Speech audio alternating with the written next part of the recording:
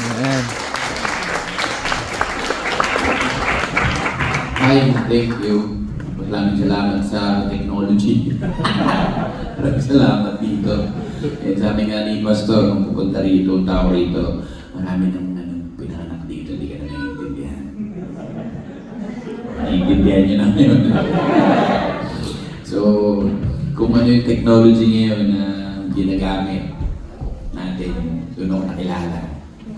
Doon ako nakilala sa YouTube dati. At lahat ng ako ang unang vlogger sa Pilipinas. Ako yung unang vlogger sa Pilipinas. Bago pa dumating yung mga nagsikat ngayon, ako ang number 1 na makalokohan. And ako hindi proud dun sa mga na nagawa ko. Every time na nagte-testimony ako, humingi ako ng forgiveness dun sa mga pinalaki ko dun sa video niyo. Kasi hindi talaga biro yung voice over dati. Kaya mapupulot sa akin. And ang daming lumaki at ang daming vlogger na gumagaya hanggang ngayon, di ba? Sila malupito, may magagaling na bata ngayon. And natutuwa ko kasi marami rin influencer na nakakilala na rin kay Cristo. And dun sa mga hindi nakakilala sa akin, di ba, ngayon kilala nyo na ako na artista, nakapanood yung mga shows ko. Ang dami kong show, di ba? Ang dami kong Monday to Sunday na kita ko sa TV nung kasikatan ko. And ngayon, nag-travel ako sa buong mundo para magpatawa pa rin. Hindi nila alam kung saan ako galing talaga. Bago ako naging artista, galing ako sa YouTube, pero siguro napanood nyo rin yung testimony ko kay Tony Talks, kung paano ako bumalik kay Lord. Galing sa jeep. Bago ako naging artista talaga, nakatira ako sa lumang jeep. Bulok na jeep. Nilalamok ako ron, araw-araw. Pinakain ako ng lamok. Ginagawa akong buffet ng lamok. Nakita mo, yung lamok pala, pag bulog nalalaglag, no? Ako nga, buti pa yung lamok, malubusog, nalalaglag eh. Ako hindi ako malaglag kasi hindi naman ako nabubusog eh. Gutom ako, kumakain lang kami ng anak ko noon. Minsan, pulburol, tsaka tubig isang araw. One time, naalala ko, nasa jeep ako, umiiyak ako, minumura ko yung Diyos. Literal to, minumura ko yung Diyos. Pingay ka. Kung totoong Diyos ka, patayin mo na ako. Hindi ka ba naawa sa akin? Ano pa kung meron din sa buhay ko? Hindi ka ba naawa? Kaya tatawanan ako ng mga tao dito. Walang sense, di ba? Kung sabi ko nga, kung narinig ako ng ibang tao, nung ginagawa ko yun, sasabihin nila, yan, napala mo. Kaya ka pala pinahihirapan eh. Kasi ginaganyan mo yung Diyos. Pero alam mo, na-realize ko nung panahon na yun, kung tao ang makakarinig sa'yo, judge ka niya agad, di ba? Pero alam mo, nung panahon na ginagawa ko yun, yung Diyos, feeling ko, Bert, ngayon mo lang ako kinausap ng ganyan, ha? Nararamdaman ko yung gusto, yung puso. Sobrang hirap na hirap ka, pero mahal kita. Kasi ako pa rin yung unang tinawag mo kahit na nahihirapan ka na. And then na-realize ko yun, nung sikat na ako, one time na nag-pray ako, parang, di ba, parang na-impress sa akin na, paano kung pinatay kita nung panahon na gusto mo nang mamatay? Di ba gusto mo nang mamatay?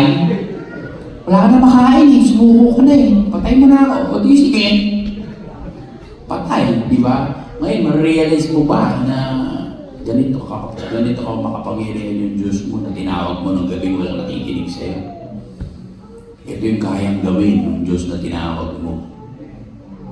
Alam ba na pagkatapos nun, di ba? Hindi naman ako namatay eh. Nagising pa rin ako eh. Pag-gising ko nila, ang daming freckles ng mukha ko, talagang mata lang ang wala eh. So nagtuloy-tuloy ako pagkatapos nun. Pero may mga times na nasa isang gilid lang ako. Kaya nakausap ko pa rin talaga yung Diyos ha. Lord, sana naman day, gumanda-ganda naman yung buhay ko. Diba? Sana maranasan ko rin mo kumain ng 3 beses sa isang araw. Nag-church din ako na. Church ha. Hindi naman maniniwala na kaya ako sa jeep, nag-church ako.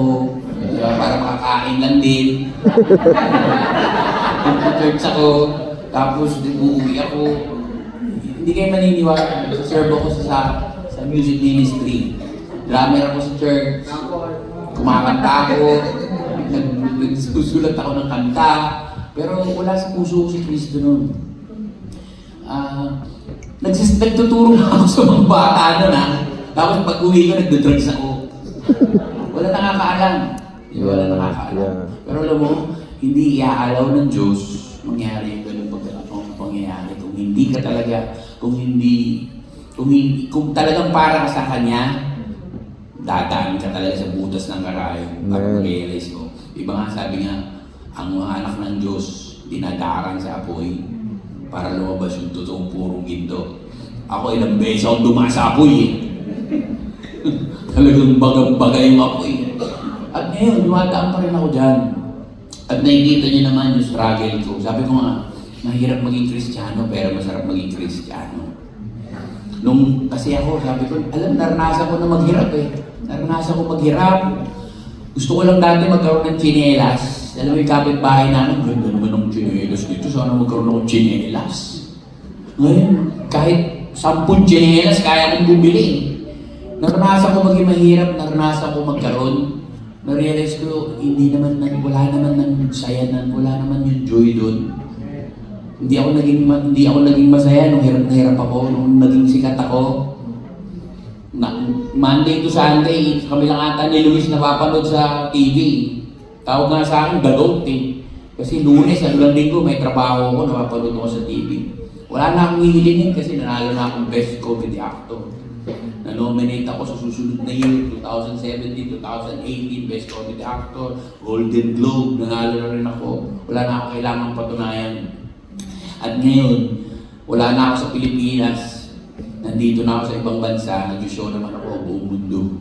Pero na-realize ko, sabi ko nga nung testimony ako sa isang church, yung unang testimony ko, sabi ko, every time na natatapos ako mag-show, ganun lang pala yung pakiramdam nun. Parang championship, diba, sabi ng NBA, sabi ni Lebron, tapos na yung mga confetti, laglag na, nagpa-ano na kami ng champagne, uwi na yung mga tao, yun lang pala yun, tapos na. Napuri ka na, napalakpakan ka na, pag uwi mo, lungkot mo na naman. Diba? Diba talaga yung purpose ng buhay ko?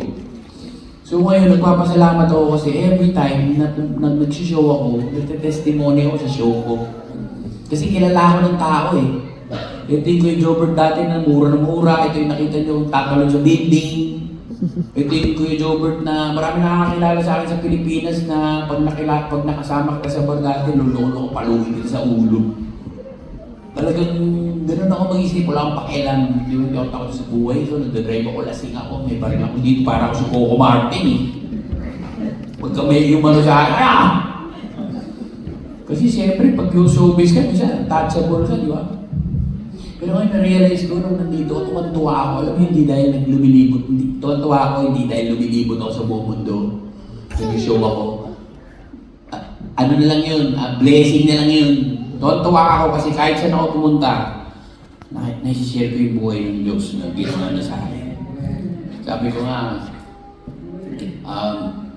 maraming beses na ang hirap kasi nakikita kami palagi sa TV. Lahat ng sinasabi mo, pinapanood nila. Lahat ng ginagawa mo, pinapanood nila. Lahat ng bibitaw mong salita, nakikita nila. At minsan pa nga, kapwa mo Kristiyano, ang titibag sa iyo. Diba? Woo! Sabi mo dyan, Kristiyano ka. Pag isang araw lang, nakita kitang. Diba? Ang hirap. Nakokondem ka ng gano'n. Pero alam mo, sabi ko nga, ang testimony ko, walang kwenta to. Walang kwenta tong testimony. Sabi ng iba, alam mo, napaka-powerful ng testimony nyo. Ni Joros, ikaw. Sabi ko, alam mo, wala namang pinagkaiba yung testimony nyo sa testimony ko Dahil ang testimony ko, walang kwenta kung hindi si Kristo ang testimony namin. Tapon lahat yun. Diba? Kasi kung bida rito, hindi naman to show.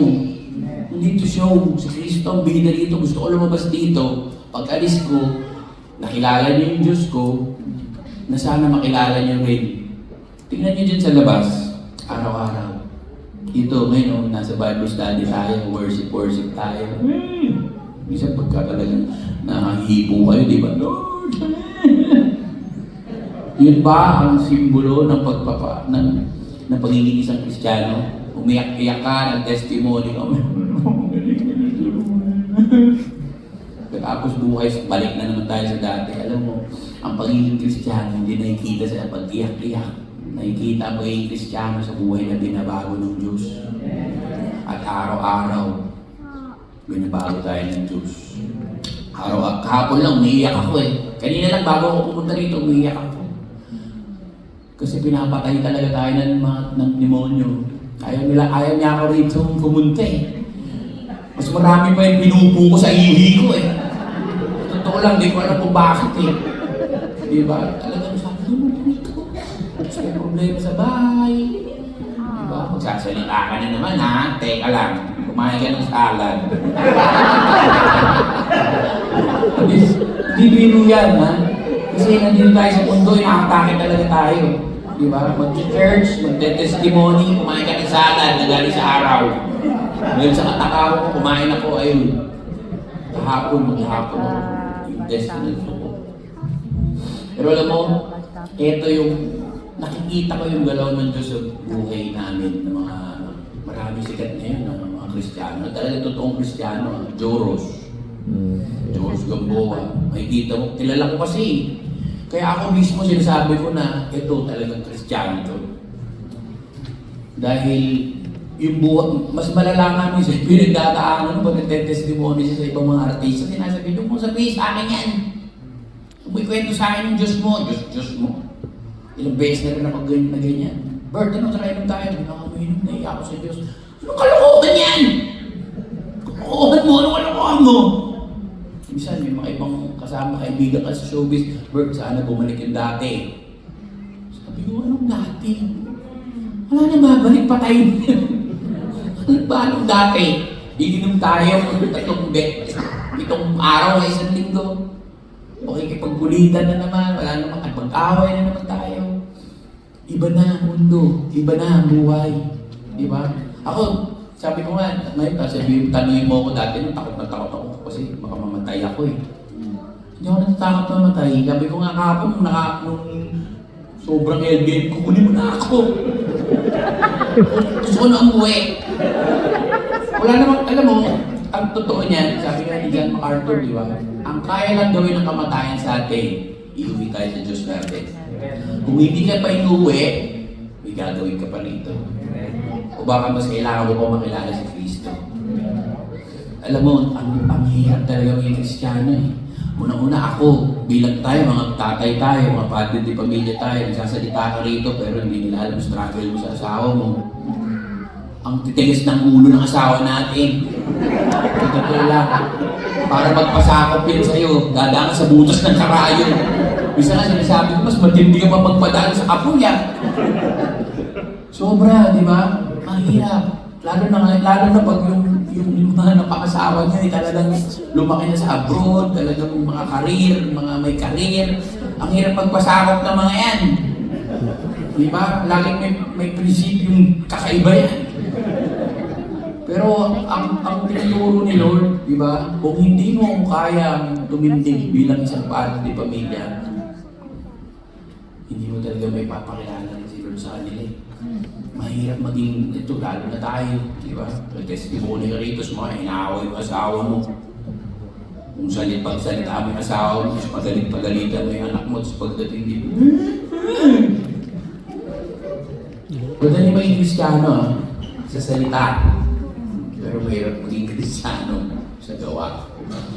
Pero ang pagiging Kristiyano ba na-workshop? Ba't hindi na ako nagmumura? Na-workshop ko ba yun? Dati lang talaga kada dulo, madudulis pa rin. Ay, sorry. Kristiyano pala ako. Ikaw naman, ay, sorry. Kristiyano ako. Hanggat hindi mo binababa ng sarili mo sa Diyos, at sa mga bagay na mga Diyos, hindi babalik ka sa pinanggalingan mo. Hindi ganun madali. Lalo ako, nasa showbiz ako. Iba ang buhay na ginagalawan ko. Babae, marami dyan na ali-aligid. Kung dati lang, di ba? Pero praise God, di ba? Binigyan ako ng asawa ko na talagang mahal na mahal ko kahit kung ayaw sumunod sa akin. Minsan, di ba? Alam mo, nagbago na yung pananaw ko. Sabi ko, Lord, may mga pagkakataon na kailangan natin ipagdasal lang eh. Hindi mo kailangan awayin yung asawa mo. Hindi mo kaya yan. Ipagdasal mo. Iluhod mo. Diba? Hindi na kayo lumulod ako na eh. So, God bless you.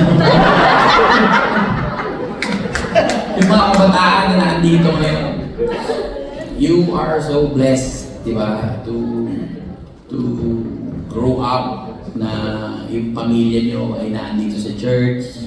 Ako, nakakilala ko kay Lord. 18 years old ako, pero bago talagang nakilala sa Lord, nakulong ako. Nakulong ako. Yung rehab ko, nagiging bakasyonan ko yan. Diba, ilang beses ako nakulong. Dahil maloko ko. Hinakakulo ko ng mga SWAT sa bubong, may baril ako. Yes, Kuya Jobert, original na probinsyano ko. Si Coco Martin, lumilipad. Ako talaga literal, buhay ko yung tabling ako. Pero alam nyo, salamat. Kasi, di ba, ang buhay na to. Ako, ang life verse ko ngayon, to live is Christ, Philippians 1:21. Yeah. To live is Christ, to die is gain. Mabuhay tayo para kay Kristo, hanggang maaari para kay Kristo. At kung mamatay man tayo, kapakinabangan para sa atin, si uwi na tayo. Alam mo, tayo mapalad kasi ang Diyos natin hindi parang tao magmahal. Hindi siya moody na okay ka ngayon na, pero patawad kita. Bukas wala sa mood. Gawin kaya kitang langgam. Hindi kita mahal, makulit ka. Hindi nagbabago ang pag-ibig ng Panginoon. Consistent ng Panginoon sa atin. At magpasalamat tayo dahil ang Diyos natin, hindi yan nakasalalay sa damdamin. Ang desisyon niya. Diyos yan. Mahal ka niya. Pag sinabi niya, mahal ka niya, mahal ka niya. Minahal niya tayo. Hindi, kahit nung makasalanan pa tayo. Kilala niya na tayo. At alam mo, pinakamaganda ron, hindi natatapos ang trabaho ng Diyos sa mga buhay natin hanggang hindi natatapos talaga. Hanggang sa dulo. At kung anak ka ng Diyos, mararamdaman mo naman yan. Dadaan ka talaga. Magpasalamat nga, sabi sa Bible, di ba? Magpasalamat ka pag dinidisiplina ka ng Panginoon dahil alam mo anak ka niya. Pag wala ka nang nararamdaman, ewan natin, baka anak ka ng lamok. Magpasalamat tayo lahat. Alam ko, dami yung struggles dito. Hindi pare-pareho, pero di ba ang puso natin ay puno ng kagalakan. Dahil kanino tayo nakaasa? Kay Kristo. Si Kristo ang matibay. Di ba? Naalala ko nga dati pag nasa Pilipinas ka, pag may mga meron ka mga problema, banggitin mo lang yung Tol, kilala mo ba si General uy? Pagka gano'n, kilala mo ba si Direk uy? No. Pero pag namatay na yung tao yun, wala nang power yun. Banggitin mo ang pangalan ni Kristo. Hindi namamatay ni Kristo. Habang buhay ang pangalan ni Kristo, mapangyarihan at buhay. Sa mga buhay natin, di ba? Hindi talaga madali maging banal. O talaga magpakabanal. Pero si Kristo ang babanal sa atin.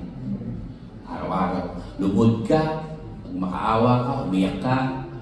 Ako, hindi ko nasasabihin kung ilang beses ako umiiyak sa isang araw. Pagkatapos lang ng show ko, umiiyak ako. Paano yung mga show ko nakaraan? Di ba? Sobrang successful. Sabi ko nga sa producer ko, pataas eh. Tawan-tawa, pinaka-nakakatawa. Pero pag umuwi ko, Lord, sabi niya naman natawa niya. Pero sorry. Umiiyak ako. Kasi gusto ko maging halimbawa ako eh. Kristiyano at komedyante anak ng Diyos. Sana, bawat pagkatapos ko magpatawan, Jobert, nung kanina gusto niyang bitawan niya, pero hindi niya binibitawan eh. Kristiyano yan eh. Kristiyano yan eh. Di ba matik na magpurap eh? Oo. Di ba? Minsan napupunta ka sa mga joke na, minsan di ba, pwede mo ba ito? Lord, pwede mo ba ito? Minsan nakaka-offend ka ng tao. Lord, sorry. Kasi ang komedyante, alam nyo, sa amin, ang takbo ng utak namin parang parang computer. Yung pag sinimula mo, minsan di mo nabipigilan yan. Kaya kailangan bago ka magdasal. Para itong pangkarera yung mga utak namin. Pangkarera to. Yung mga rapper, yung utak nila. Di ba, bilis? Kami, pag sumalang kami, para mga turbo to. Pag pinakawalan mo to, dire-diretso to. Kaya kailangan lahat tinitimon mo. Sino magtitimon nito? Si Kristo. Lahat ng trabaho natin, ipagdasal mo.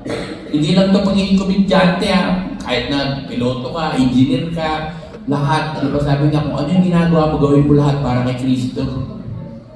At bibigyan ka niya ng kapangyarihan at lakas para mapaglabanan lahat. And maraming salamat kasi, di ba?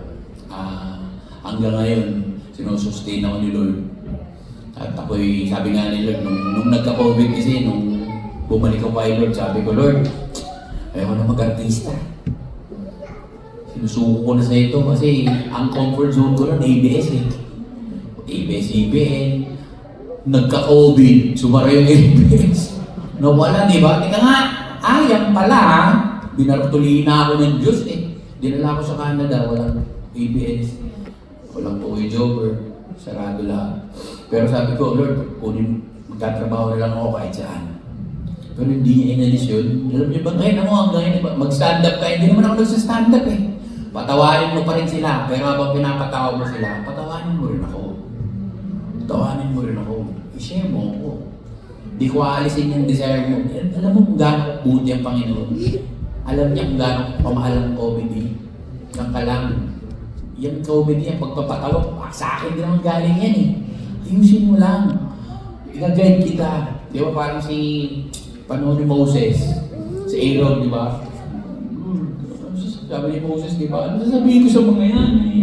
Nabubulol-bulol na ako minsan eh. Sino ba naglalagay ng mga salita sa bibig mo? Di ba ako? Pasamahan pa kita kay Aaron para ano, medyo lumakas loob mo.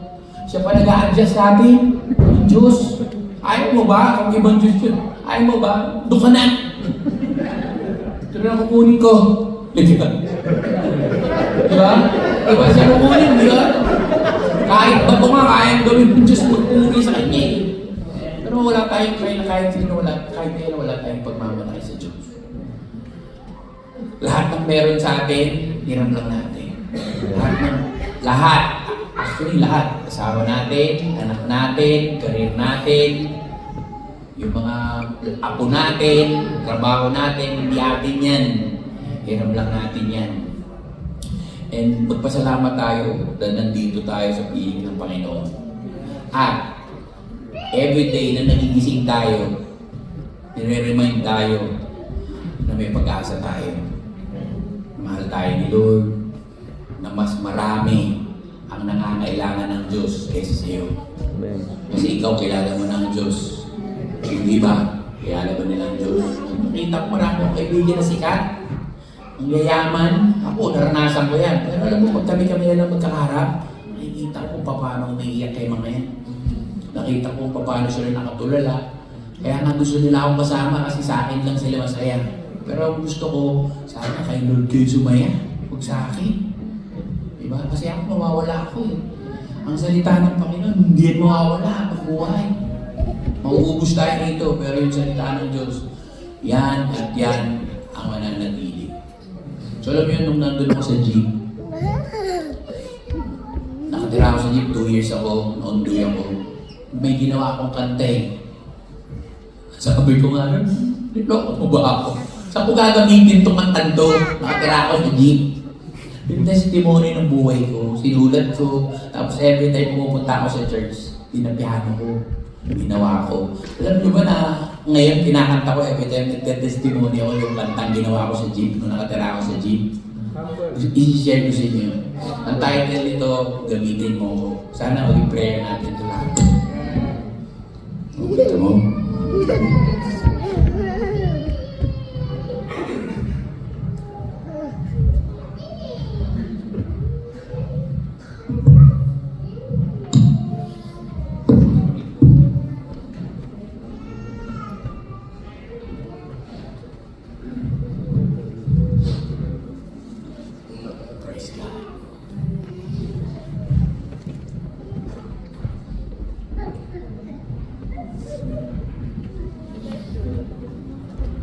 Bakit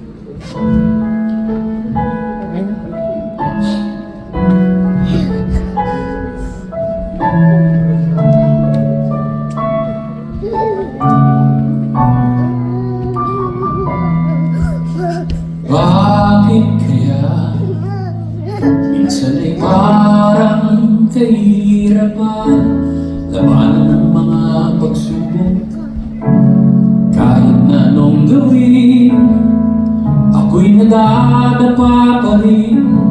Palaging natatangay itong mundo ng damdamin. At bakit kaya nalalamig ang puso ko't tila naangapang muli sa dilim? Ako'y nangangambang baka mahulog at tuluyan ng mawala. Dinas ng iyong amoy, Jesus, muli mong pag-alawin. Panginoon, dimin ang aking panalangin. Pag-ibig mo mga bagay na nararapat kong gawin. Turuan mo ako at pagtibayin. Isinusuko ko ngayon sa iyo't muling dinadala. Sa krus ang lahat ng kahinaan ko at kasalanan sa'yo. Patawarin mo ako at ibalik sa kawan mo. Bilang isang anak, muli gamitin mo ako.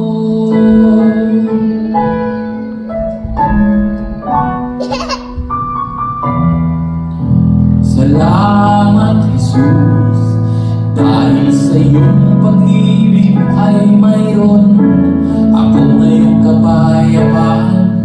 Ang takot at pag-aalala sa aking puso ay unti-unting nawala.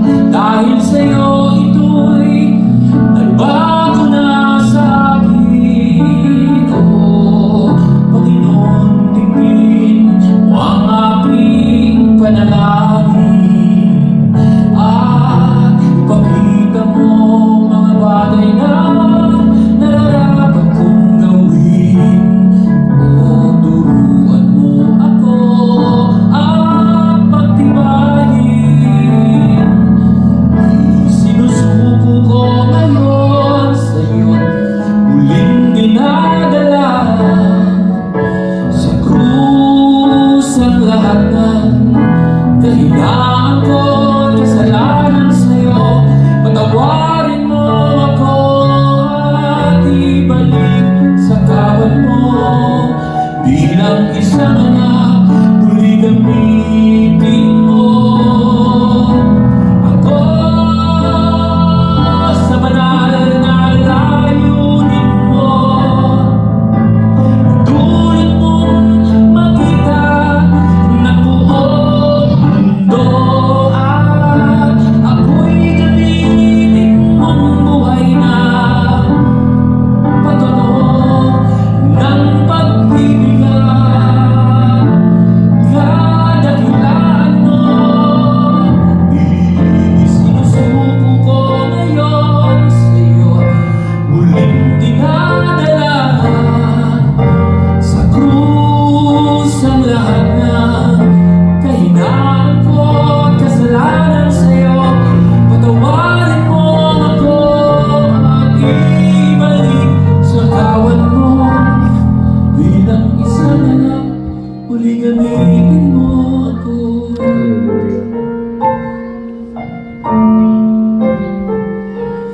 Gamitin mo ako.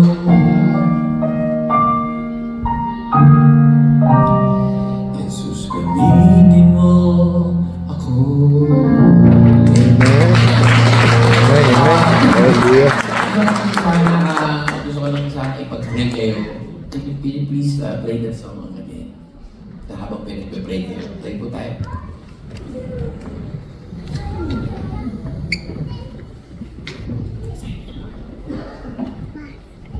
Heavenly Father, we thank you. Maraming salamat, Panginoon, sa mga buhay na binago mo.